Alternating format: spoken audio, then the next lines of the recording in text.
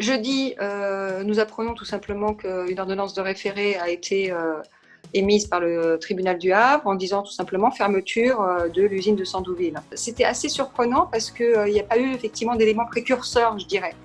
Pas d'éléments précurseurs disant que d'une certaine façon, le travail qui a été fait par les équipes EFO en local permettait tout simplement d'avoir ce genre de jugement. On n'avait pas de toute façon, quoi qu'il en soit, eu vent d'une saisine de la part de la CGT sur ce sujet-là.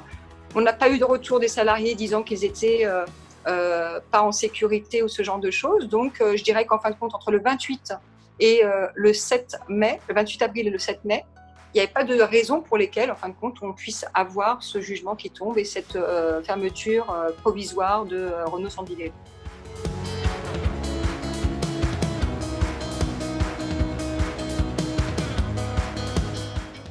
Ce qui a été mis en place, et puis les équipes, elles ont fait attention, en tous les cas avec une vigilance, c'est qu'en fin de compte, tous les principes, que ce soit au niveau de l'OMS, au niveau de l'État, etc., tous ces principes-là soient bien respectés, compte tenu tout simplement des dispositions qui ont été mises en place au niveau général.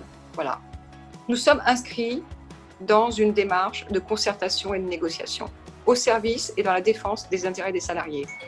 Si la CGT ne souhaite pas s'inscrire là-dedans, dont acte. Moi, je n'ai pas effectivement de jugement à avoir. Franchement, hein, je suis en colère, mais je suis en colère par rapport à la situation. Je ne suis pas en colère contre quelqu'un. Nous sommes quand même dans une crise sanitaire internationale, avec un secteur automobile qui est quand même en difficulté, avec une entreprise, Renault, qui n'est pas non plus dans une situation très très florissante. Et puis là, dans une situation où en fin de compte, on met une usine en difficulté. Et là, pour le coup, moi je suis désolée, hein, les seuls qui vont payer les pots cassés, ce sont les salariés. Les salariés se retrouvent tout simplement sans statut. Ils sont ni en chômage partiel, ni en activité.